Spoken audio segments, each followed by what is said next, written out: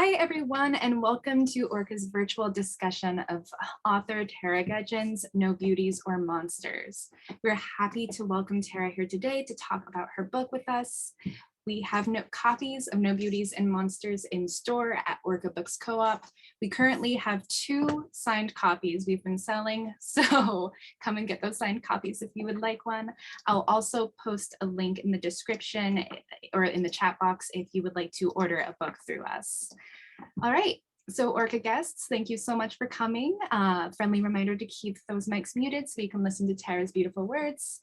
And now I am happy to introduce our author. Tara Goedjen never stays in one place long. She wrote No Beauties or Monsters on the island of Guam and in the desert of New Mexico. And now she lives and writes in the Pacific Northwest. She's also the author of The Breathless. And to find out more about Tara and her books, you can find her on Instagram at Tara Goedjen or say hello at taragoedjenauthor.com. And I will add these things out into the chat as well. And without further ado, Tara, I would love to invite you to do a reading with us.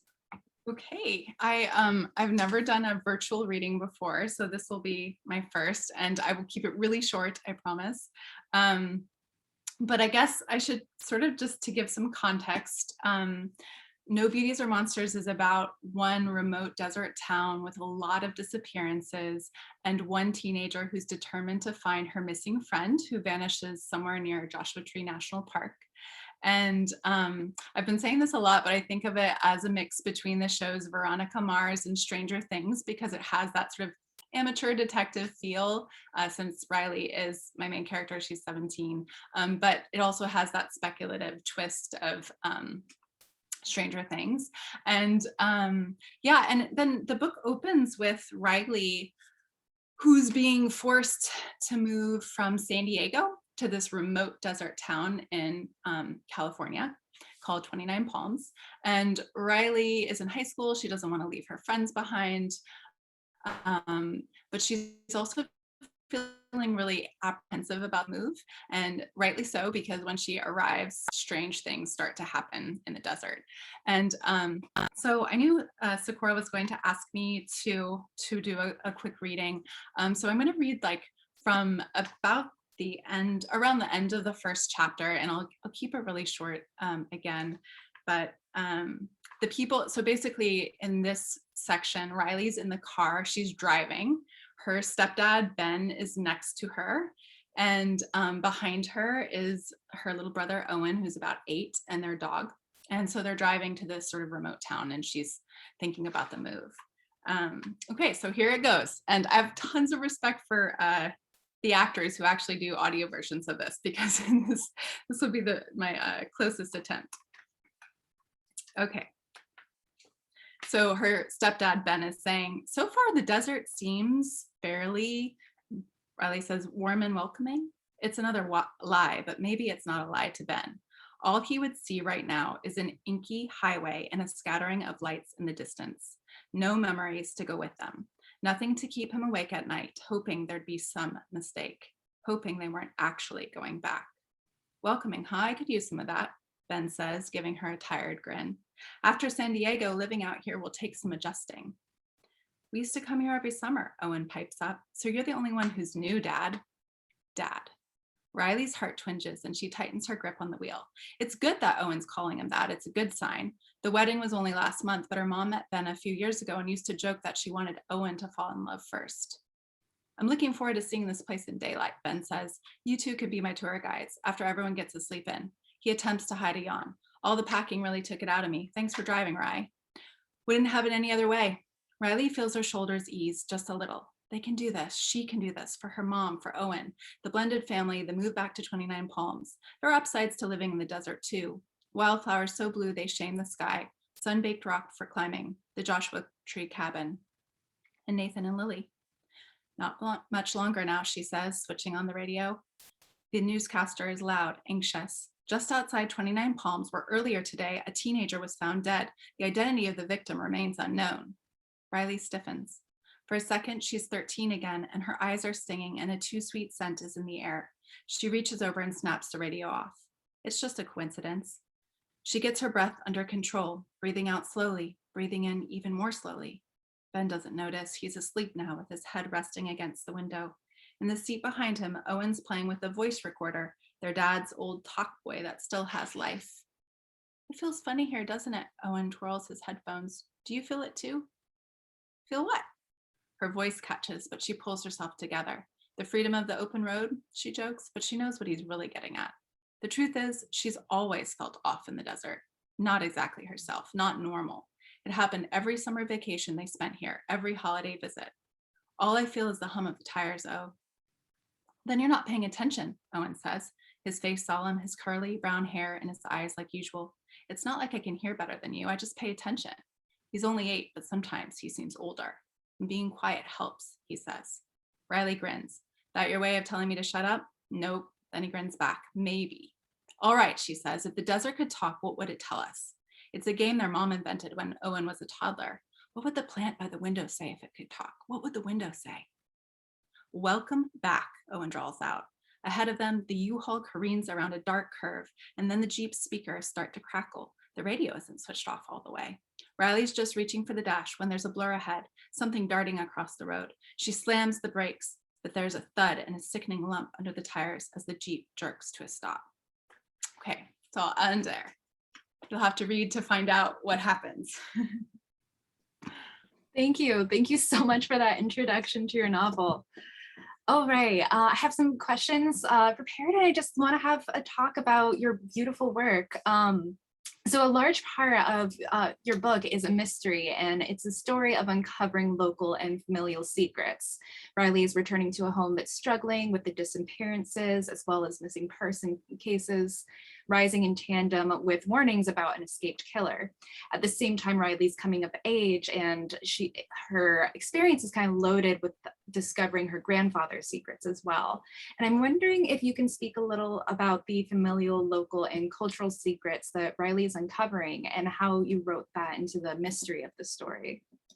Sure. And I mean, I guess I should have said before I started reading that even though Riley is apprehensive about moving to this new place and it is a new home for her, she has been there before because her grandfather used to live there. And so she has memories of these visits in the summer, which I referenced in that section of the book. But yes, so familial secrets are definitely woven into the story. And I don't want to give any spoilers away, but basically when Riley's searching for her friend and there's disappearances in this town, she starts to uncover some secrets and some clues in this family cabin that her grandfather left behind that's near the national park where her friend disappeared.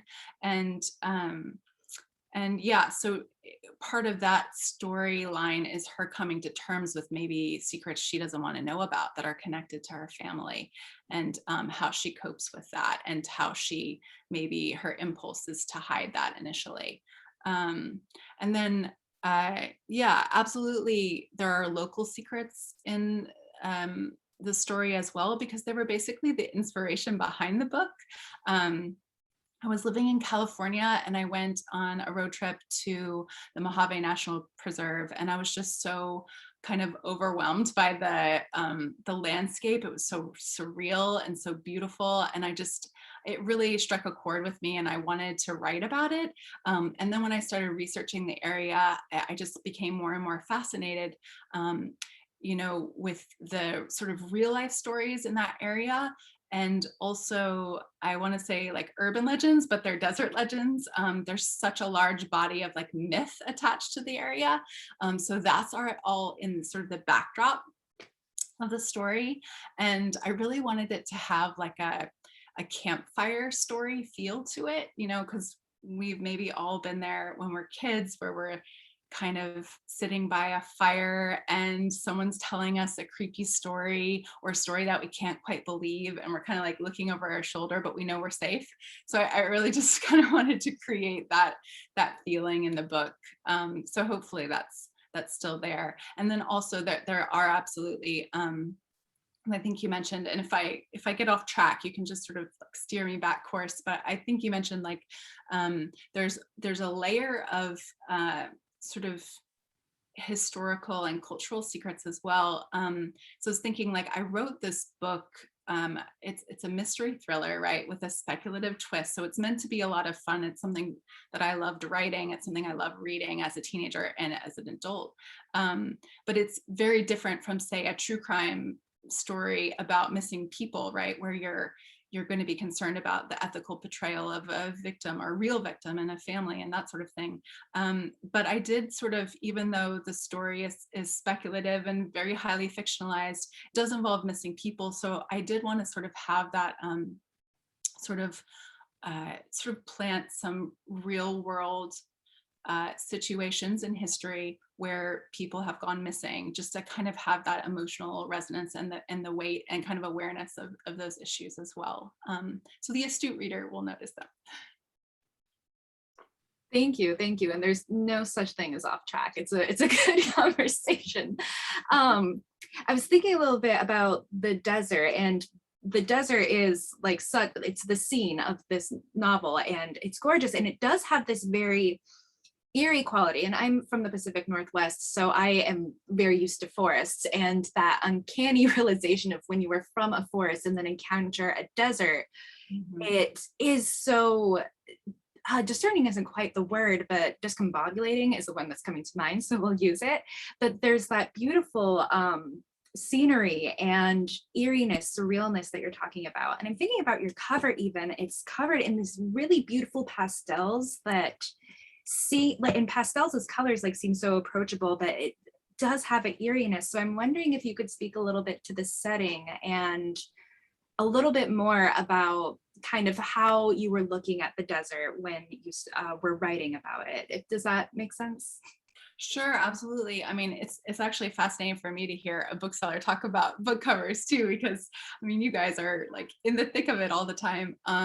So I'm glad you liked the cover, and I was really, really happy they used an illustrator, Jack Hughes, extremely talented, and I've enjoyed seeing other work of his since he did the cover.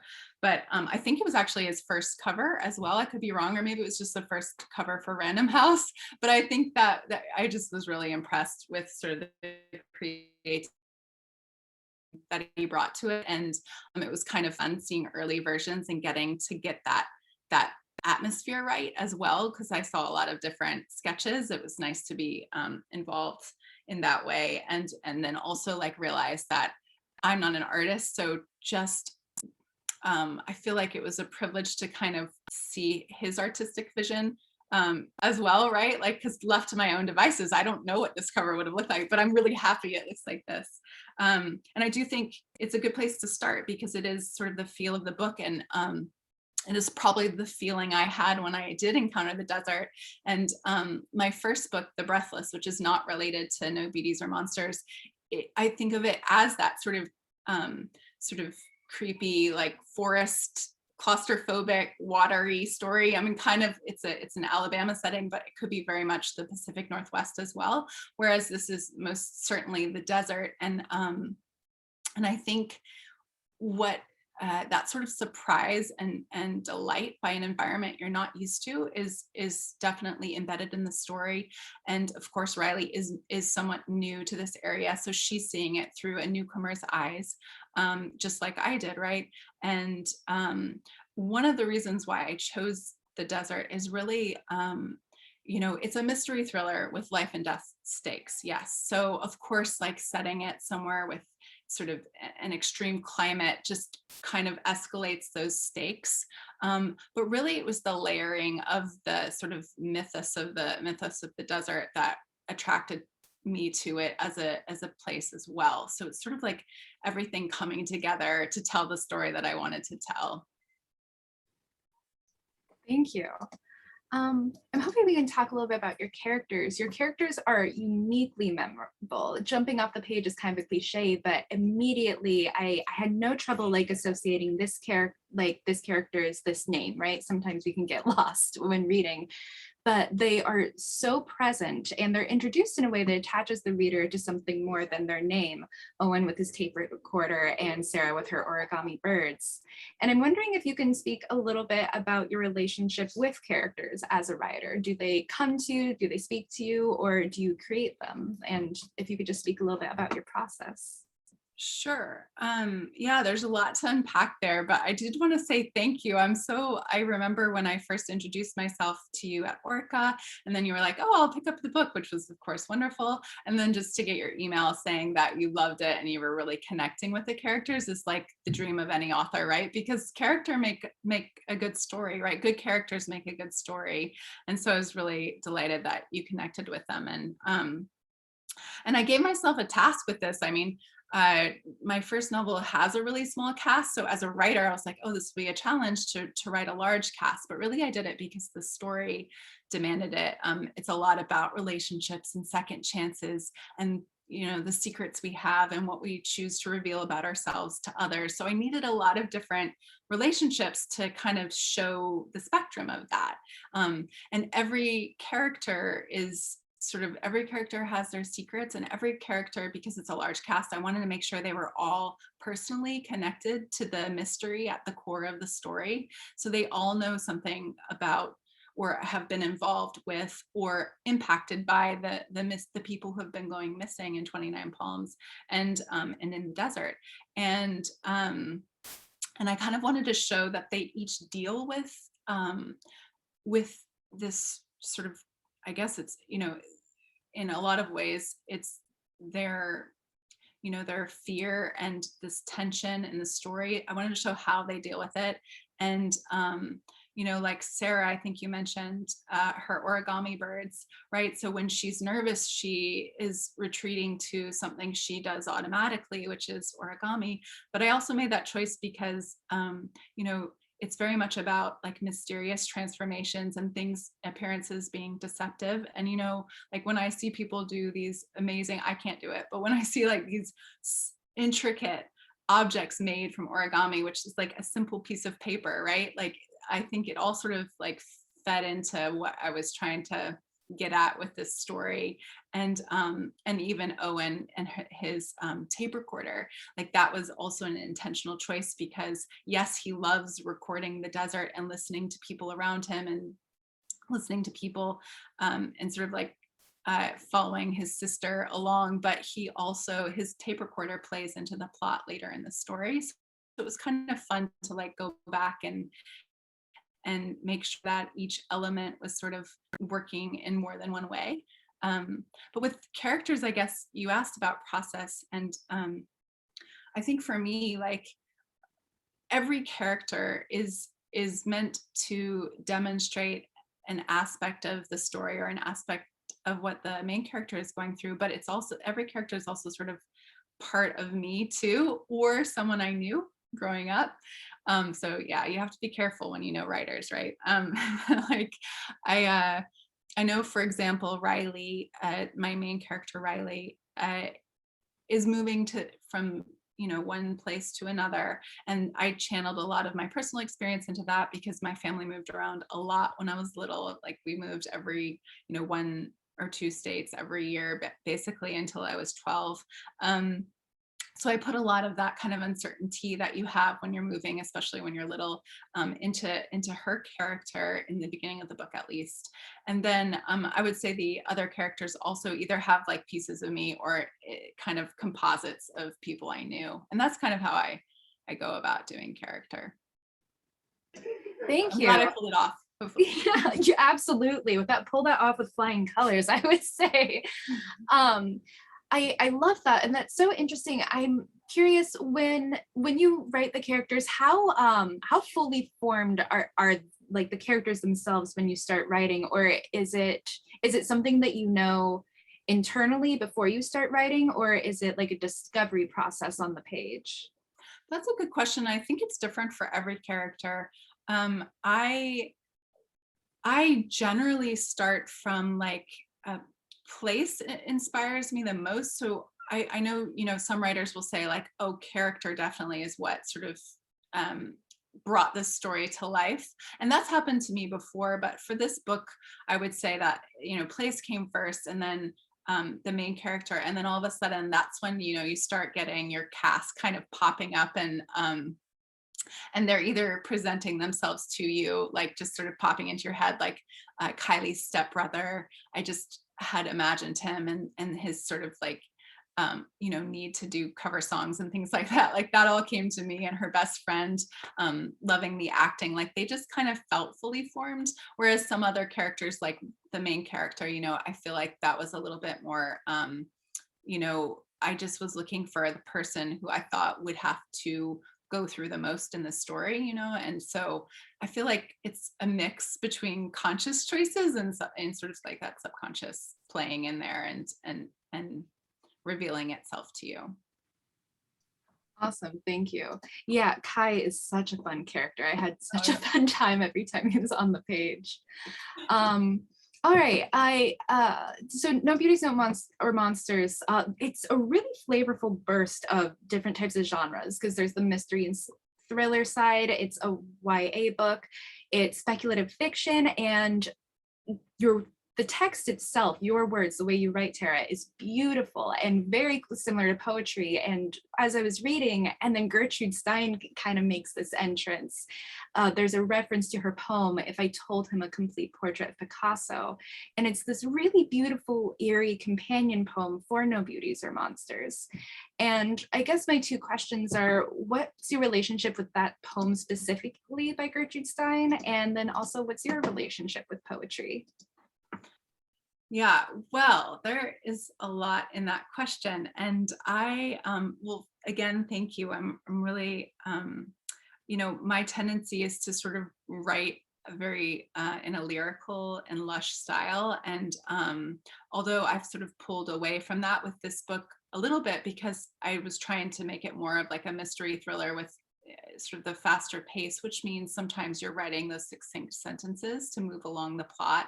And but I love poetry, but mostly the cadence is what I pay attention to as a writer. So I'm not a poet. I don't see myself as a poet, but I have taken like poetry classes before. And like I took a class once on like the 1920s and those writers. So I did have this awareness of Gertrude Stein.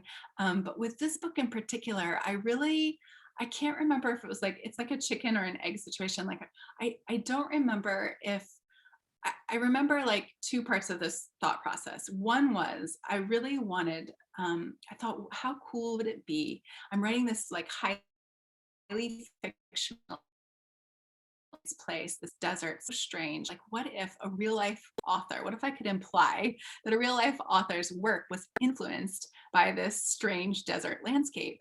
And then I also remember coming across Gertrude Stein went to the Mojave Desert with her brother. She took a train ride out to it. And so I was like, oh my gosh, this is amazing. She was a kid. And of course, like, I also had to choose someone whose work was in the public domain, right? So it had to be a very, but then of course, like Gertrude Stein herself, her work is just like the perfect tone for the story.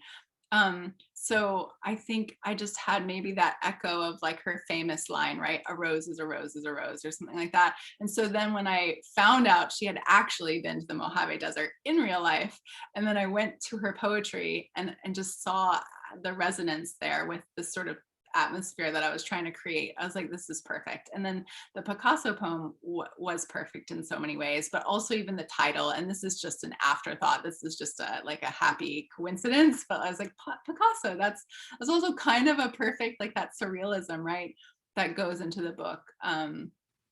It was a sort of a beautiful synchronicity of a lot of different things. So I'm glad you asked about it, because I think you're the first person so far. Everybody asked about the desert, but Stein, you're the first person to notice Stein. She is a lovely poet, and I really do think it fits. And you're right that that resonance and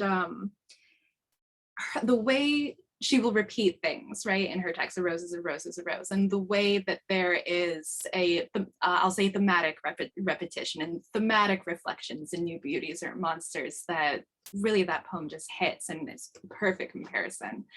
So you said you didn't write poetry, but do you read poetry often? I tend to read these days. My time is limited. I have two little ones. And I feel like, I know I hate this answer, but like I feel like I read a lot less. So I always try to read what I'm writing in first and foremost. So I always try to, I tend to pick up mysteries and thrillers the most.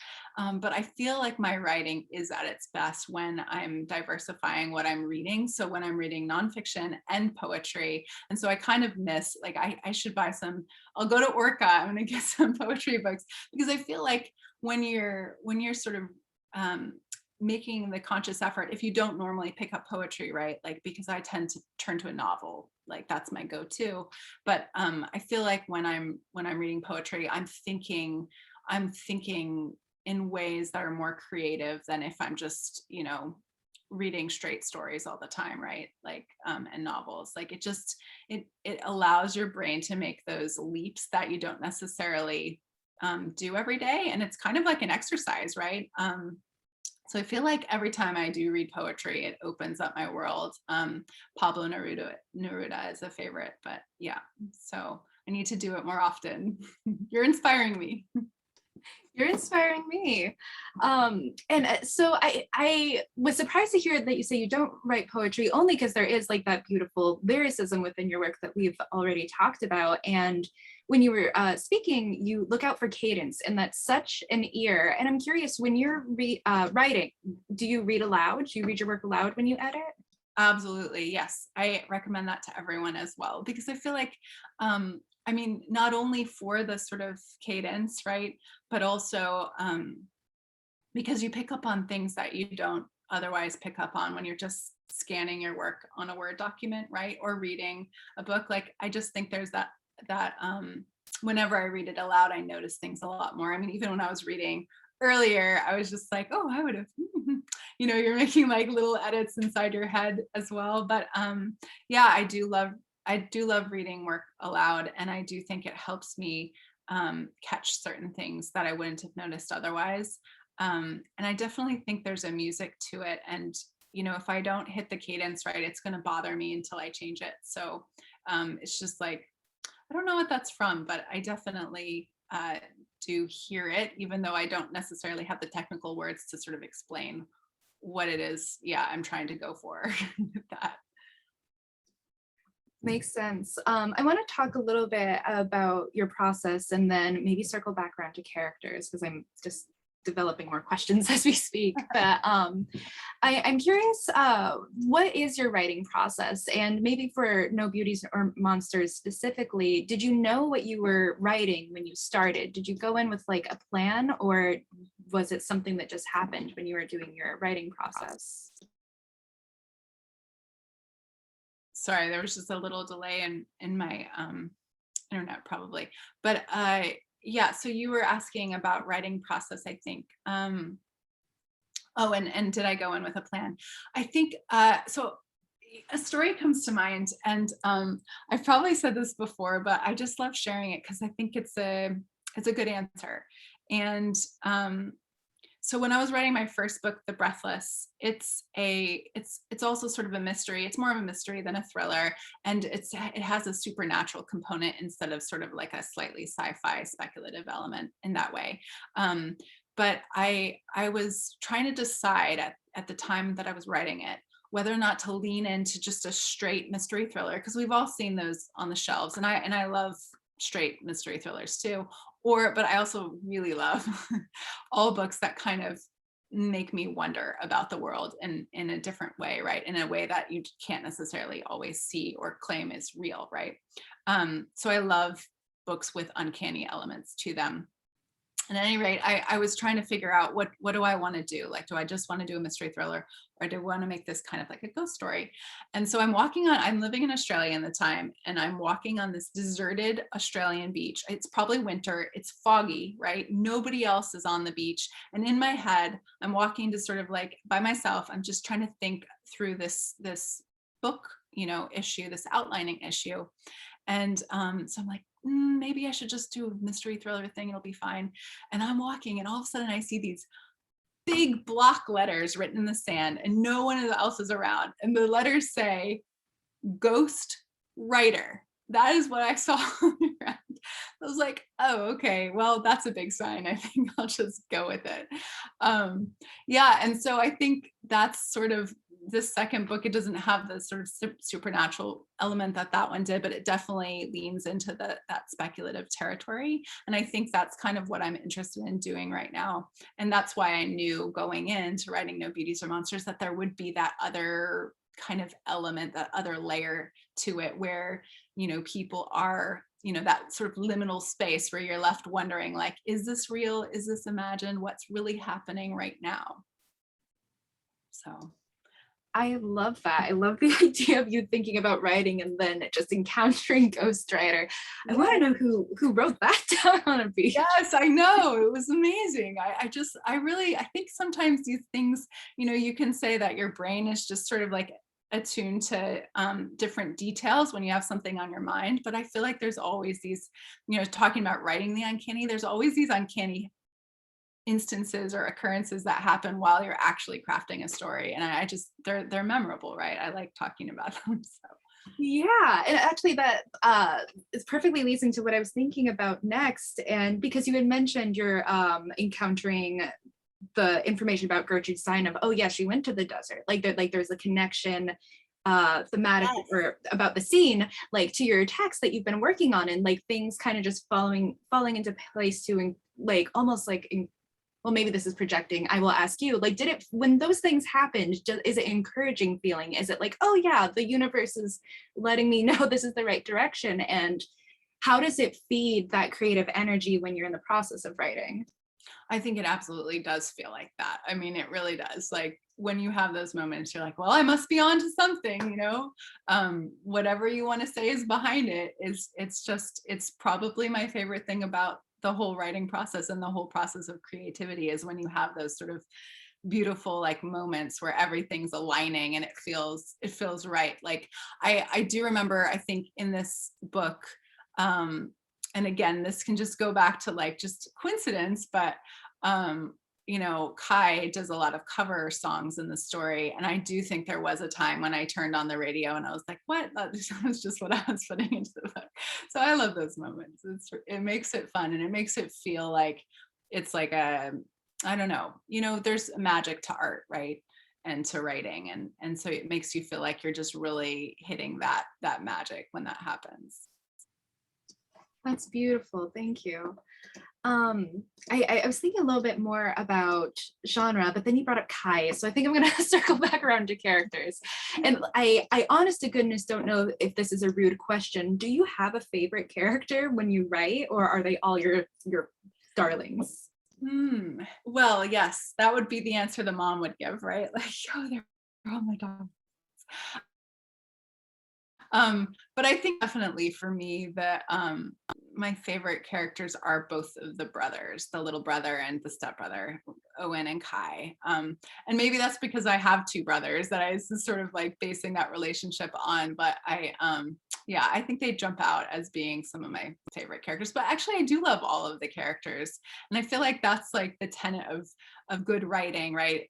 A good relationship with your characters as a writer is to find something that you love about all of them, and to listen to what they want, so that it's not just about your sort of machinations and your like your story that you've conceived, that you let them kind of live and breathe in the story a little bit. Thank you. I'm thinking about your cast a lot, and I've already said this and I will repeat it. This was a phenomenal cast of characters, and so like just immediately I was taken with them, and I was taken with the dynamics of the relationships they had with each other and the tensions that exist just when you walk into a party and you know someone there, but you don't know everyone else, but this person knows the person you know. And I'm thinking of Sarah, Nathan, and Riley when they first encounter each other. And there's nothing malicious happening. It's just the organic tension of like, oh, like this feels both familiar and unfamiliar because we have aged, we have changed, and maybe that's that uncanniness. And I'm curious about your thought process when you were developing those dynamics and relationships, and like how easily Kai kind of adopts Owen and makes him feel comfortable into the family, and also does the same for Riley. And I guess I'm asking, is there how much intentionality is it when you're crafting, or is it on the page that subconscious coming in letting you know this is what the dynamic of the characters are? I think that's a good question. I definitely think it's both. Because what I try to do with this story, with a large cast of characters, is make sure that each one was sort of distinctive, and that meant making sure that each character had a relationship with Riley that was the main character, which was like slightly different from the others.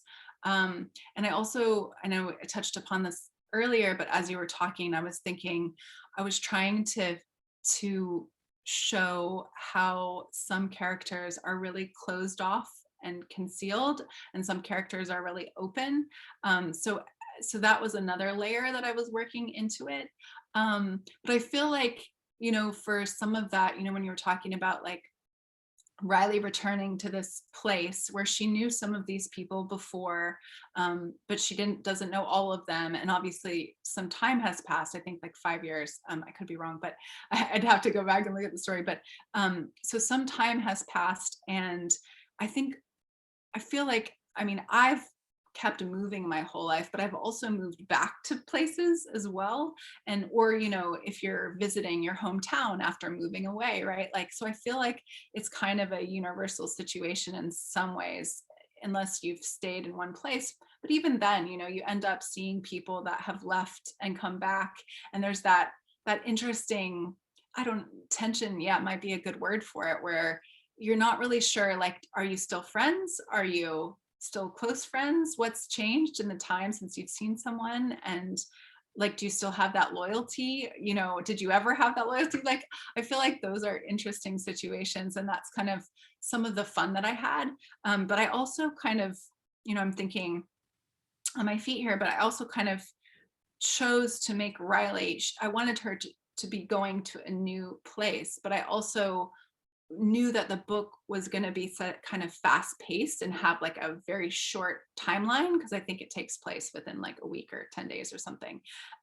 So to show that she has these deep relationships with people, I wanted there to be a history there too. So that's kind of why that element of a return was fun, because she had time to have relationships with these people, and forge relationships with them and have opinions of them and have like shared memories with them, even though the actual story itself is really fast paced and takes place in a really short time. Thank you. And you've mentioned the pace, and it is quite fast, because you're right. I think it's about 10 days that this entire story takes place. So, Riley hits the ground running. And you've spoken a little bit about how you wrote to keep that pace, like shorter lines to just get directly to the point. And I guess my question is, what decisions are you making when you are thinking about that pacing, and what do you choose to include within the final text? And was there anything, I don't want to say lost, because that insinuates that it should have been part of the book, but was there anything not included in order to preserve that pace? And what was your relationship with that text, if that text exists? Yeah, I think that's a really good question. And I did end up changing the story quite significantly. And it was more a sort of a process of streamlining. I think because I loved the desert setting so much, there were so many ideas that I had for the story. And I kind of, in my head, it was almost like watching TV episodes, right? Where you saw like different characters featured in different episodes, and they're all linked together by the place. But I realized when I was when I wrote that first draft, it didn't really have the I don't know, it just it was so big that it almost didn't, it needed to be narrowed down. So I had a lot of different point of view characters, right? So I took all of that out and made it just through Riley's point of view, because she was the character most affected by the plot and the this sort of mystery of why are people going missing in the desert. But yeah, definitely enjoyed, I think, and you're right, like, to say that things are lost isn't, it's easy to say like, oh, I had to like rewrite all those pages and throw out all of those pages, but I don't think it's ever lost, because you actually needed to like have those pages to know the characters, or to know where you were going, or to know what was going to work. You have to write it down and read it yourself and see if it's working.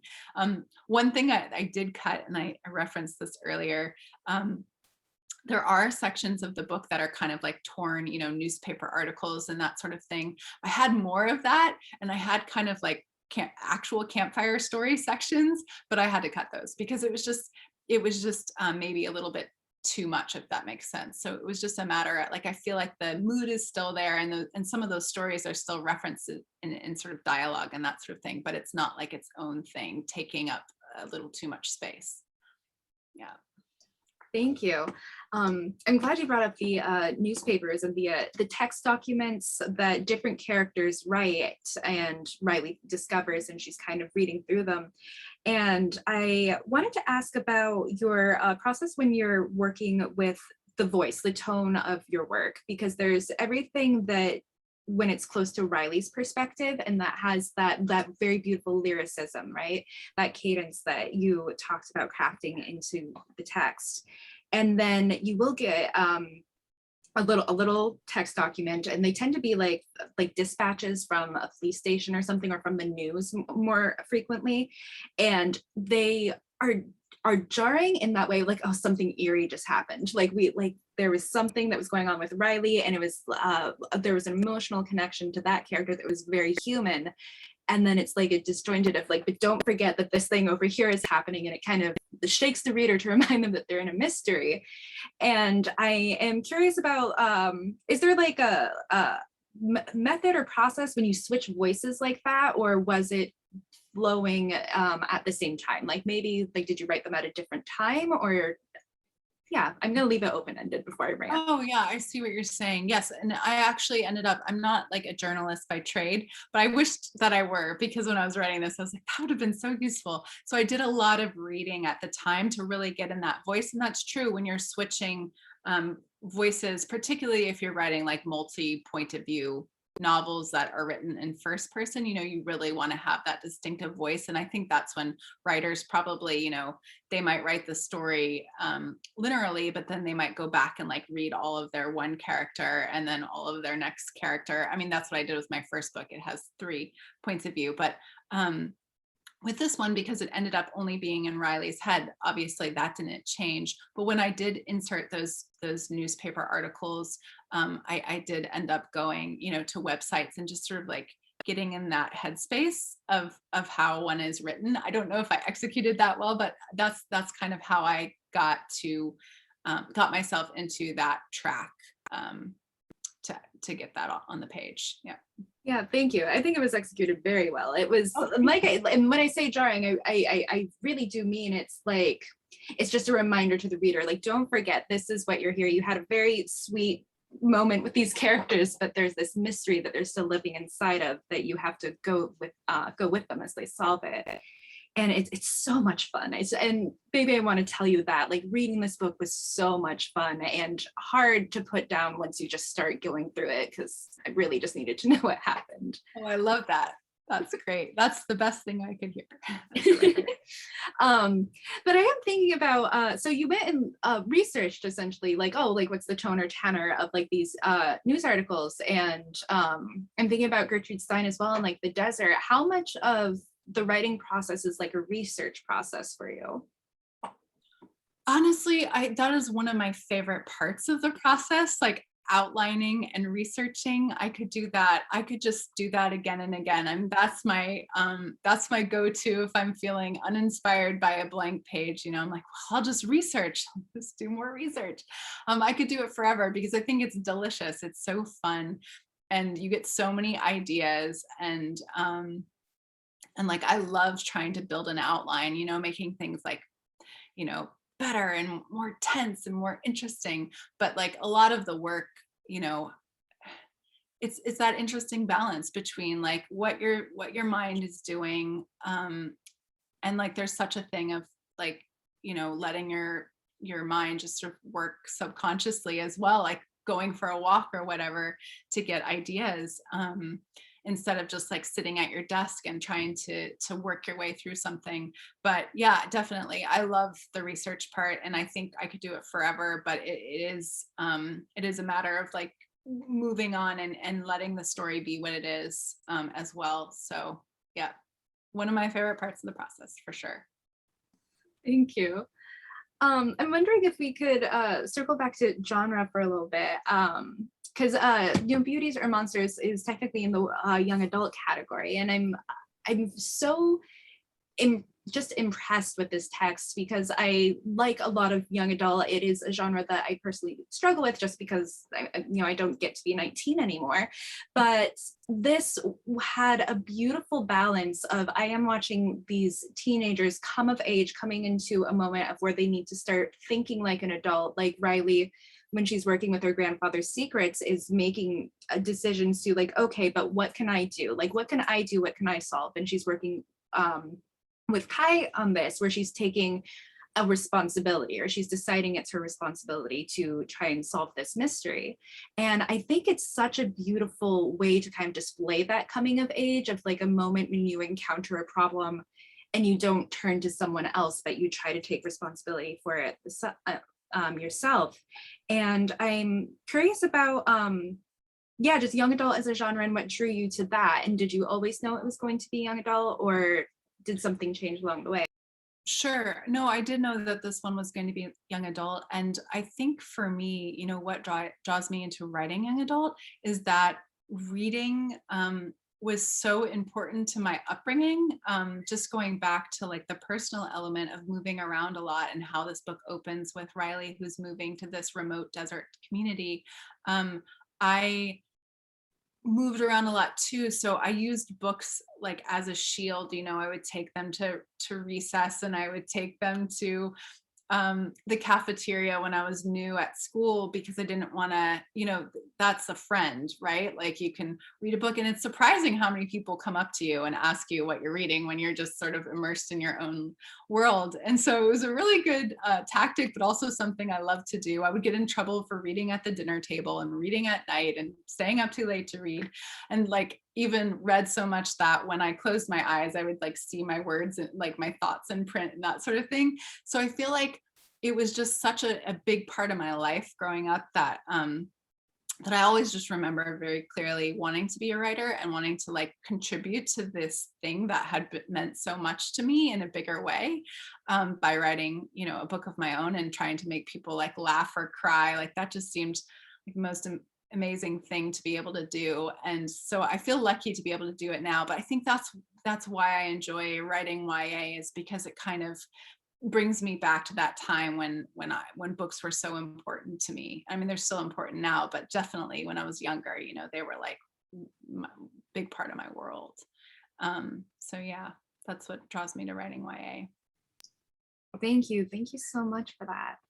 I am also curious, how long did this take for you to write? Like, was it consistent throughout that longevity, or is it writing a process for you, like where you take breaks and then come back to it and force and then take a break, or do you have like a daily writing process that you follow through on?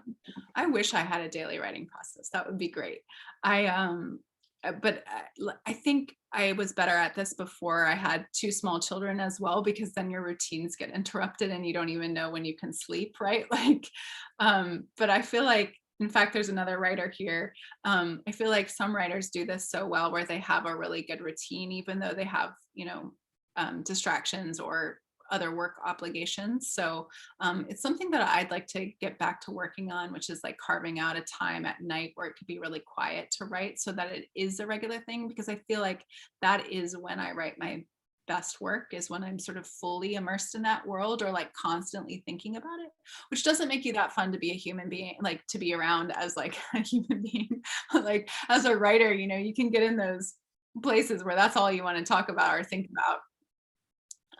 So my favorite, I guess I was talking about this the other day, but my favorite writing experience ever was I went on a writing retreat with a friend to Bali, and I was at grad school at the time, so I could actually, you know, take this time off during the summer, and I wasn't teaching, and so we were both just like fully immersed in our novels, and you know, to the point where like the outside world was like entering into our novels. Like we got attacked by bats one night, and then of course like that terror went into the book and that sort of thing. So yeah, I think for sure the more you can stay with a story, the more alive it becomes and the easier it is to flow. But it is hard when you have life and it gets in the way. So yeah, a work in progress. Thank you. And that's a beautiful way to put it, the immersion into writing. And does it, did that immersion feel different between the Breathless and No Beauties or Monsters? Like is the immersion into a different story different than any other story, or is it always an immersion into writing itself and writing is more the umbrella? That is a really good question.